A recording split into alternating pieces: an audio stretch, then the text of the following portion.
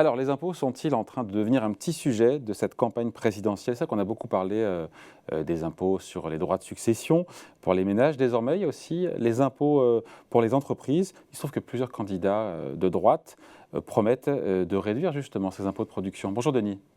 Bonjour David. Denis Ferrand, directeur général de Rexecode. On rappelle en deux mots ces impôts de production. Ça regroupe en fait en gros toutes les taxes qui sont payées par les entreprises, qu'elles soient bénéficiaires ou pas. C'est en ça que ça pose beaucoup de questions. Des taxes qui sont assises sur le chiffre d'affaires, sur le foncier, sur la masse salariale. C'est ça, hein, les impôts de Oui. production.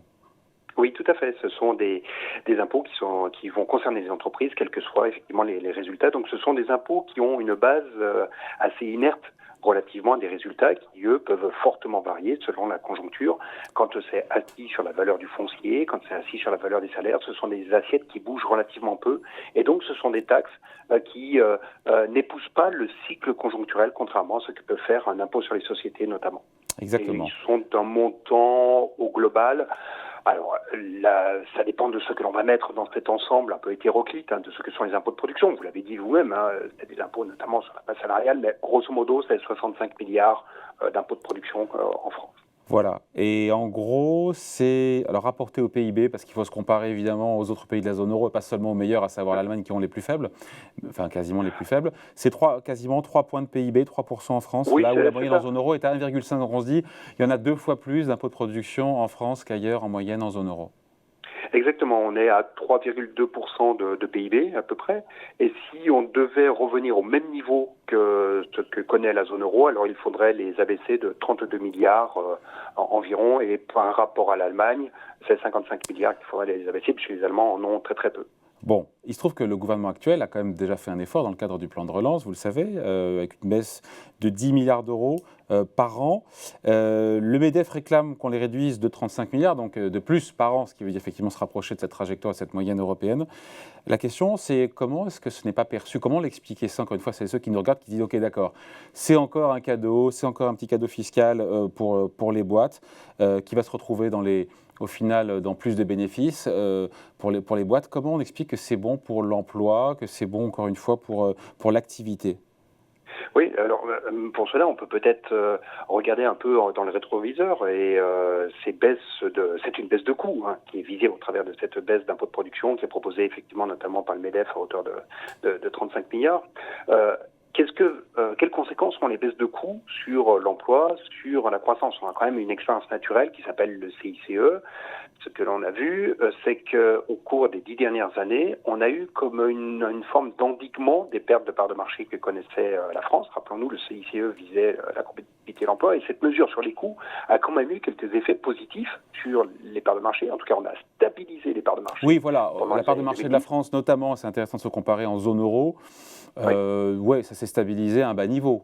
C'est pas... Oui, ça s'est stabilisé à un bas niveau et on n'a pas regagné, si vous voulez, ce qui était un peu l'objectif. On n'a pas regagné, mais déjà au moins a-t-on stabilisé les pertes qui avaient été quand même tout à fait spectaculaires dans les années 2000, quand il y a eu précisément un décalage de coûts qui s'était installé avec des coûts qui avaient beaucoup plus progressé en France qu'ils ne l'avaient fait, notamment en Allemagne, au cours des années 2000.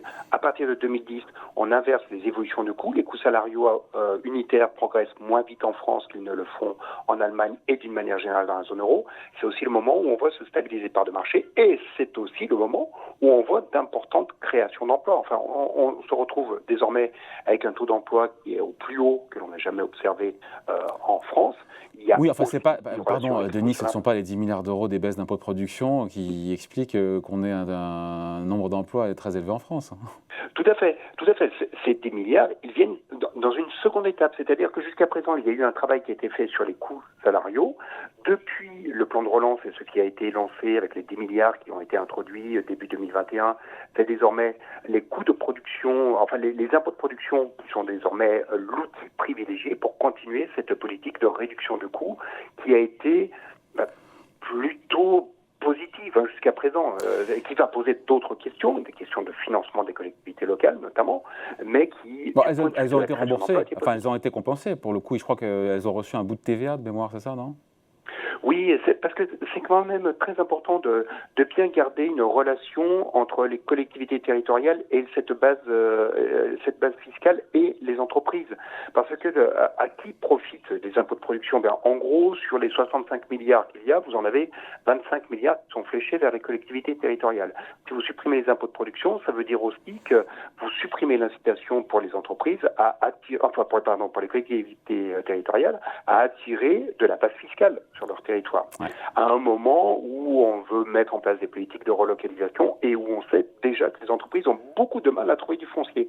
Donc si en plus vous supprimez l'incitation, eh bien vous risquez de perdre, d'avoir peut-être amélioré les conditions de coût, mais avec une difficulté accrue pour pouvoir faire de l'investissement. Et donc vous déplacez le problème des coûts, non plus sur les salaires, non plus sur les impôts de production, mais désormais sur les conditions de réalisation d'investissement. J'entends, mais je reviens à cette question, Denis.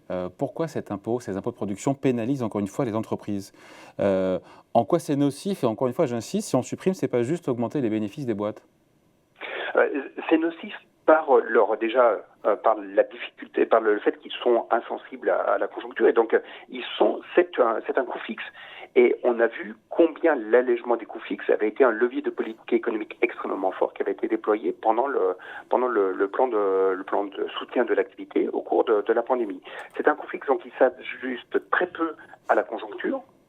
Donc ça, c'est un élément qui bloque. Et puis, que vous fassiez ou non des bénéfices, vous les emportez, ça rentre dans la formation de votre coût de production général, bien plus que cela n'est le cas de vos concurrents. Et donc, c'est vraiment en comparaison, c'est en relatif que l'on a une atypie française relativement aux autres Européens. On est sur un facteur de perte, en tout cas de moindre compétitivité coût de ce fait, du fait des impôts de production. Donc, c'est vraiment... c'est un vrai boulet, pardon de dire les choses, de la baisse des impôts. C'est un vrai boulet, encore une fois, dans cette compétition européenne. C'est un vrai boulet au pied. Oui, c'est quelque chose qui nous distingue. En tout cas, c'est en cela que les règles d'une union monétaire, c'est aussi se donner des moyens de converger vers les conditions de production d'une économie à l'autre, de faire en sorte on ait un peu le même terrain de jeu, les mêmes conditions d'exercice de l'activité. Quand vous surchargez a priori vos entreprises au travers d'impôts de production qui sont élevés, bien, c'est un élément qui est désincitatif à l'activité sur le territoire. Après, il faut regarder ce qui est dit en face de ces impôts de production, parce que ces impôts de production, ils vont servir à financer tout un ensemble de dépenses.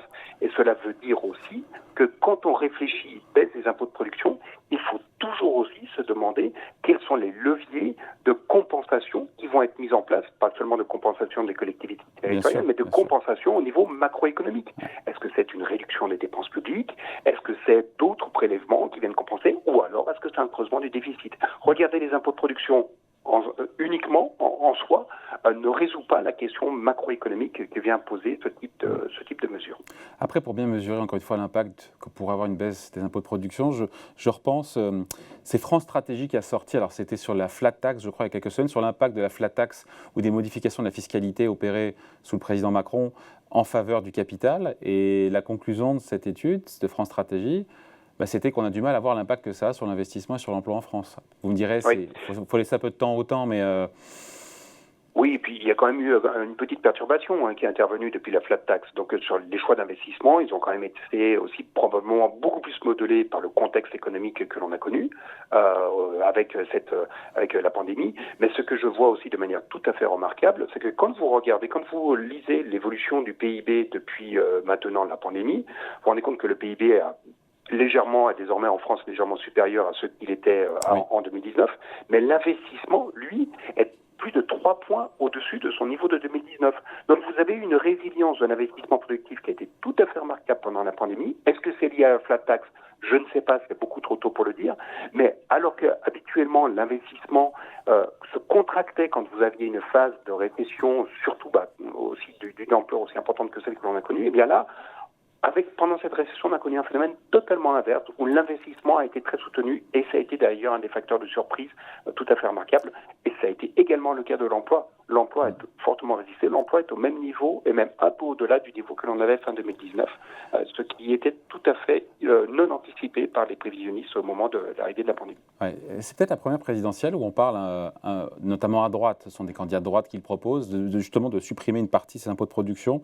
On a Marine Le Pen qui veut, pour le coup, les baisser uniquement pour les TPE et les PME. Valérie Pécresse qui annonce pour l'instant une baisse de 3 milliards d'euros des impôts de production, mais il pourrait y avoir de nouvelles annonces, dit-on dans son entourage, dans les prochains jours. Éric Zemmour veut supprimer 30 milliards d'euros d'impôts de production. Voilà, bon, c'est essentiellement à droite et ce n'est pas une surprise qu'on propose ça. Mais voilà, c'est dans le débat. Je crois que c'est peut-être la première campagne où vraiment on en parle. Oui. Avant, c'était un objet économique non identifié, les impôts de production. Et quand il y avait des mesures qui étaient proposées sur les entreprises, c'était des mesures plutôt d'allègement de l'impôt sur les sociétés. Le paysage En même temps, a changé. En même temps, ça a été fait. On y est. On est à 25%. Et ça a été fait. Voilà. Ça a été avancé.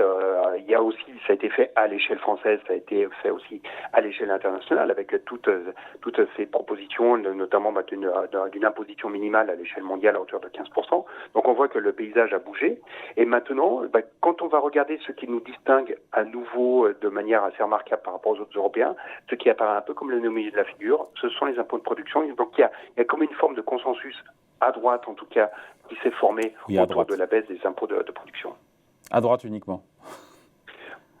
Pour l'essentiel, même si les premières mesures de baisse d'impôts de production avaient été adoptées au moment du gouvernement Hollande. Je crois que c'était le gouvernement Valls qui avait introduit une première réduction de la C3S, une contribution qui vient un peu en cascade dans la formation du prix de production. Bon voilà, merci beaucoup. Explication signée Denis Ferrand, directeur général de Rexecode. Merci Denis, à bientôt. Merci, Salut. À bientôt.